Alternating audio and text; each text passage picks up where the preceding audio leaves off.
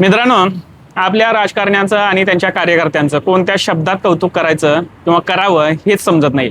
कारण गेली अनेक वर्ष झालं गाईला गोमाता म्हणण्याची परंपरा सुरू झालेली आहे. म्हणजे 10-12 वर्षापासून म्हणजे गोमाता वाचवा, गोरक्षक, गाय आमच्या श्रद्धेचा विषय आहे, संस्कृतीचा विषय आहे, परंपरा आहे, असं सातत्याने आता बिंबवलं जात आहे.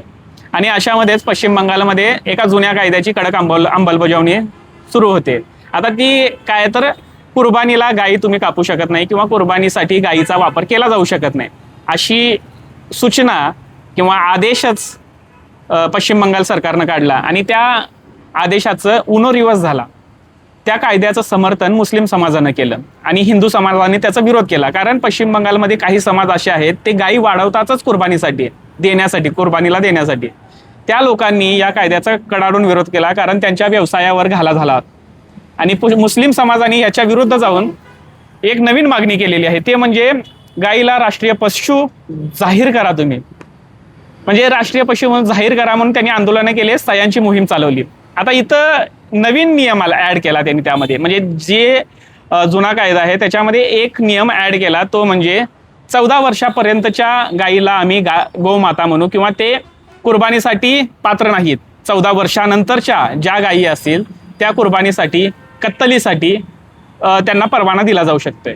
आता मला इथे माझा महत्त्वाचा प्रश्न पडतो की जर एखाद्या पशुला तुम्ही गोमाता म्हणत असाल तर तिच्या वयाचा आणि श्रद्धेचा संबंध नेमका येतो का किंवा काय आहे की बाबा 13 वर्षापर्यंत एखाद्या गायीला आपण गोमाता म्हणत असू आणि 14व्या वर्षी ती गोमाता राहणार नाही. म्हणजे 14व्या वर्षी तिची गोमाता नावाची जी पदवी आहे, जी टॅग आहे, ती निघून जातो का?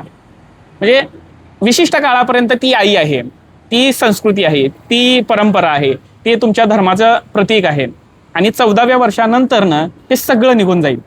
आणि आता ह्याच्यानंतरनं सर्वात महत्त्वाचा दुसरा प्रश्न की वय ठरवणार कोण, त्याच्या नोंदी घेणार कोण किंवा कुठे केला जाणार, त्यांचं कोणतं आधार कार्ड काढणार आहात का, कोणतं प्रमाणपत्र देणार आहात का त्या गायींना, की बाबा एखादी गाय गाभण झाली किंवा ती त्याच्या बछड्याला जन्म देत असेल त्यावेळेला कोणी जाऊन त्याची नोंद घेणार आहे की बाबा हिचा जन्म आज झालेला आहे, तिथून 13 वर्षापर्यंत ती आपली गोमाता राहील आणि 14व्या वर्षी तिचं गोमाता नावाचं जे पद आहे ते निघून जाईल आणि ती कत्तलीसाठी, कुर्बानीसाठी इलिजिबल झाली.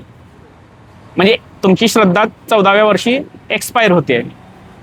म्हणजे इथं मला जरा गोंधळ होतोय. माझा हा गोंधळ कोणत्या तरी मंत्र्याने, आमदाराने पाहून हे गोंधळ माझा दूर करावा की बाबा 14 वर्षापर्यंत ती गाय तुमची माता आहे, संस्कृती, धर्म, परंपरा आहे. 14व्या वर्षानंतर काय?